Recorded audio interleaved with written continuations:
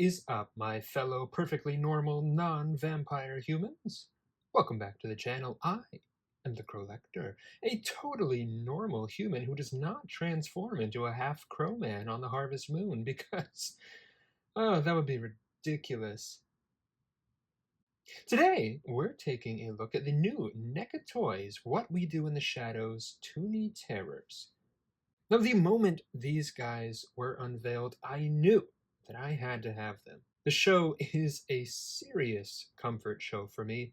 You really don't have many spooky shows that are genuinely funny, where pretty much every character is a standout. It's infinitely quotable, so much fun. If you haven't checked it out, definitely do. Now, I don't really collect many Toony Terrors. I do have a few, and I have my eyes on a couple others.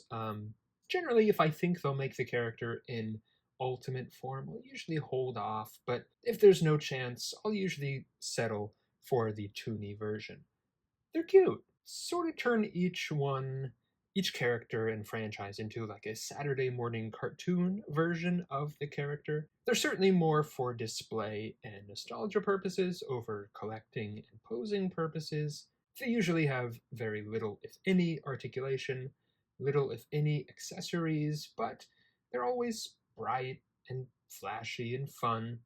Not for everyone, but it's a cute, slightly cheaper way to get our favorite horror baddies in figure form. Now, this wave consists of all 5 of our main characters: the wonderfully wacky Nandor the Relentless, his familiar / vampire hunter / unrequited love Guillermo, aka Gizmo, the regally romantic Laszlo, and his beautiful, boisterous bride Nadja, who also comes with her little spirit doll, and the delightfully droll Colin Robinson, who also comes with his reincarnated baby form. Truly, there has never been a more beautiful array of totally normal, non-vampire New Yorkers. Now, taking a look at the packaging first, this is a bit of a departure for Toony Terrors. For the most part, they all share the same packaging, that sort of movie theater marquee, but every now and then they do switch it up, like on these guys, on the Hocus Pocus figures. What they did here is very bright and vibrant, really emulating the marketing for the show, which always had sort of like a neon, kind of glow-in-the-dark feel to it. Because these aren't just your normal vampires. No, these are fun vampires. The back of the packaging, as well, shows off the rest of the figures, which is nice. Normally, they integrate sort of like a backdrop display into the packaging that you can cut out if you want. I think that could have been nice here, maybe like the foyer for the house, or the living room where they have their meetings. One of those iconic, important locations for the show. It's not the end of the world. I don't usually display backdrops anyway, but for those who want them, would have been fun. But you do get a very cool stained glass window behind the figure tray. I do love me a good stained glass window. And of course, props to our NECA team on the bottom there. Thank you to everyone listed and not listed for bringing us these awesome figures. We'll go ahead and take a look at Guillermo first. We'll start normal and then work our way up. Now, he does come with the most accessories, all of these wooden stakes here. But they are also technically, I guess, part of his costume. They all plug in to the bandolier he has on. It is a separate removable piece as well if you just wanted like a more plain Guillermo. But I always liked his little moments of action hero-ness. The bandolier does go on relatively easy though. You turn his arm up, slip it over his head. The little buckle is meant to go up by his shoulders because then it sits rather flush against his body. And he has one stake raised above his head as if he's about to deliver the killing blow. You can, of course, leave the bandolier off if you wanted a more plain look, but then he just kind of looks odd. If he's not holding the stake, he's just like throwing his fist up Breakfast Club style, you know? The bandolier is, as you can see, a little loose on him. A tighter fit might have been a little bit nice, but then it might have been a little hard to slip on and off. I suppose you could always affix it to him if you'd like. And sculpt-wise, pretty nice. I like the expression they chose for him. The poor guy is always in way over his head, whether he's worrying about his master, trying not to get killed by other vampires, or just hopelessly wishing to get turned into a vampire himself. And that's one of the things I've really always liked about Toony Terrors, is that, while obviously very stylized, you can almost always tell who they're supposed to be. They do often look enough like the actor, some, more so than others. I'd assume due to, well, maybe likeness rights, but here I can definitely tell that is Harvey Guillen, who played Guillermo so wonderfully on the show. I do really like his journey that he has over the course of the show. He's really arguably the only one who has a true arc, maybe Nandor, but a lot of the vampires just kind of stay the same throughout the show. But Guillermo, Gizmo, he is the audience surrogate in a way, and he finds his strength and self-respect as the show goes on.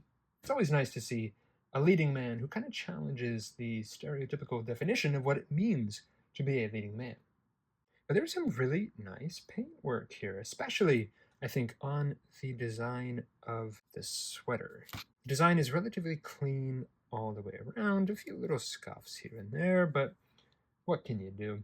Toony Terrors sometimes do have some paint slop here and there, so if you're lucky enough to be able to pick them up in person, just kind of be aware of that if you have your choice. Luckily, mine is pretty good.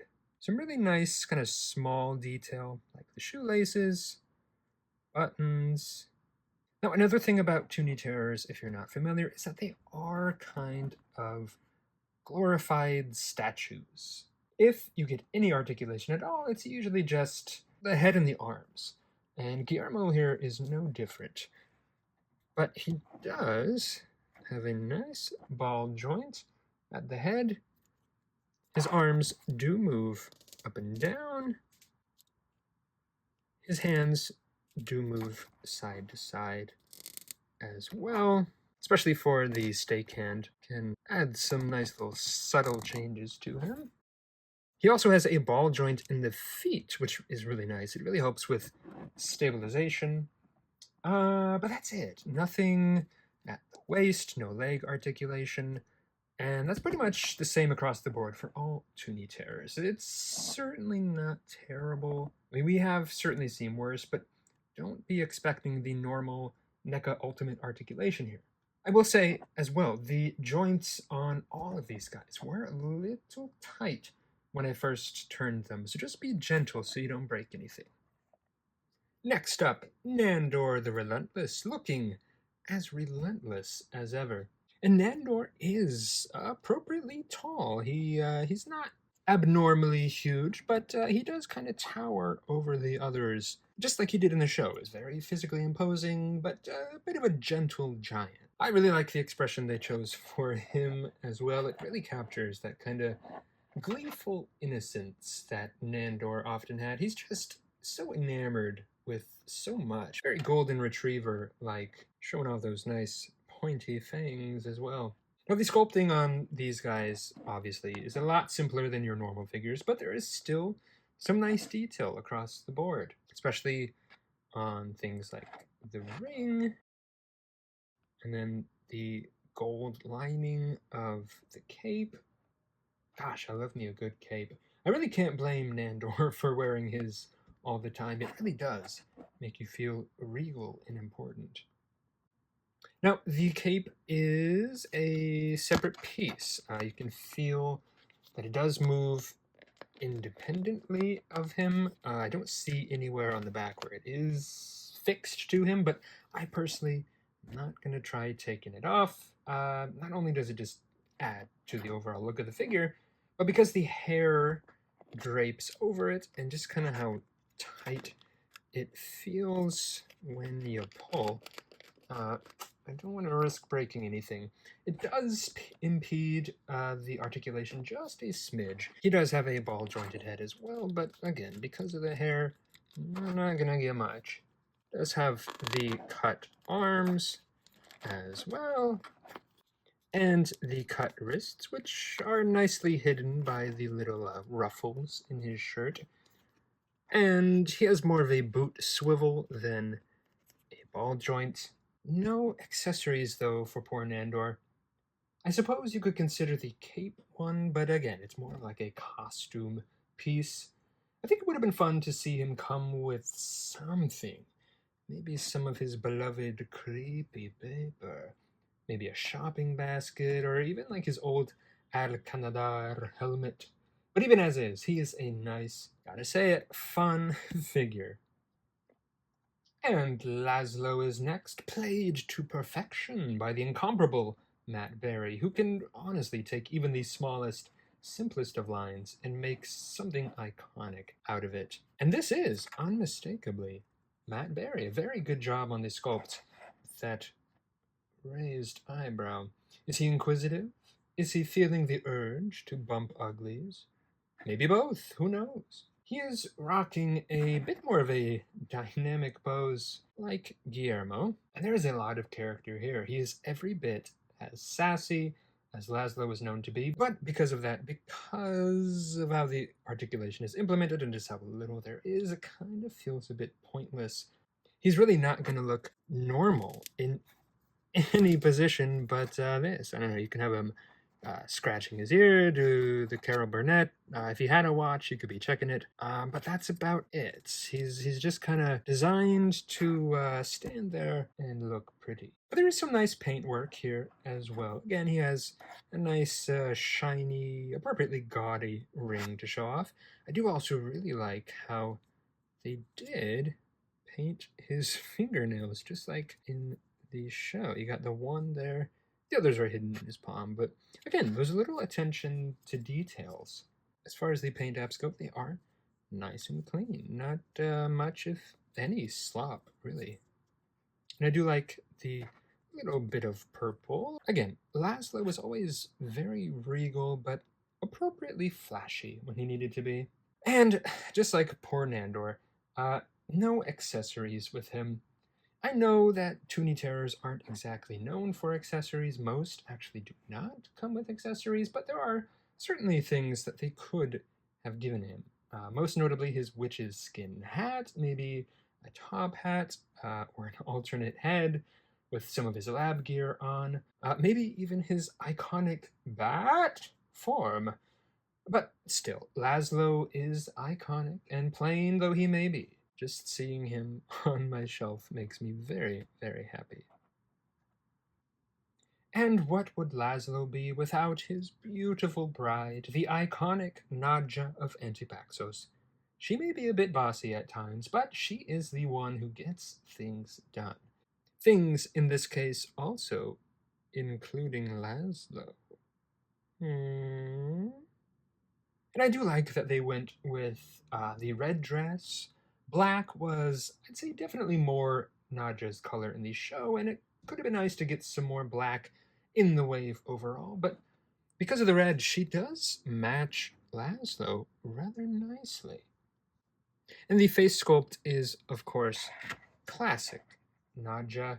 Sort of that mix of disgust, forced pleasantries, and just a general disdain for the idiocracy around her, but also a dash of randiness mixed in. Now, unfortunately, Nadja fares the worst probably in terms of articulation, at least so far, which is kind of to be expected with her dress.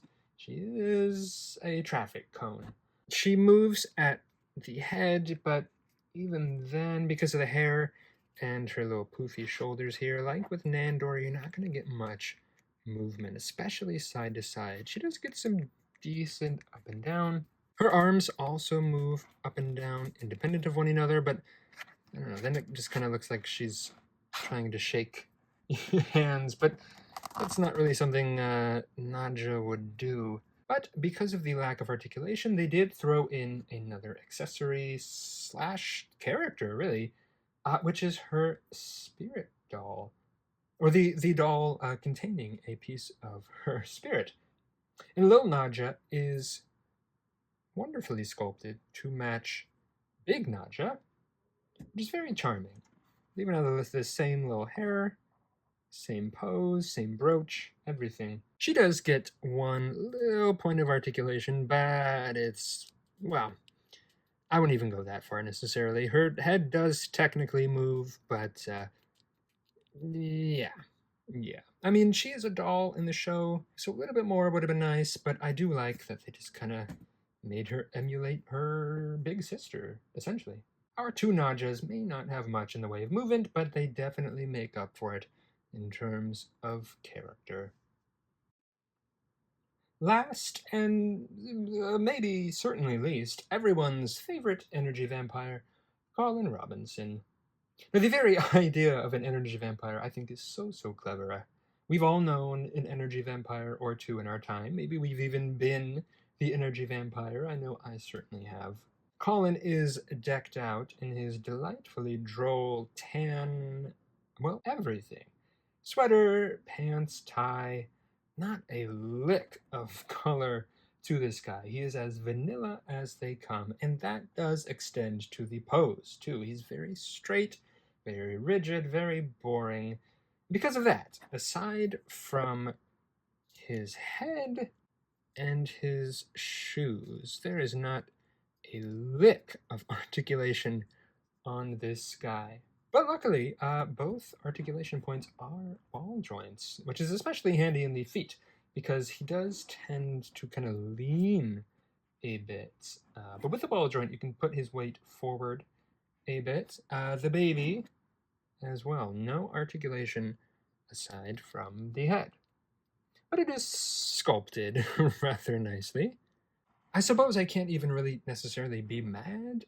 If any character needed like zero articulation, it is Colin Robinson.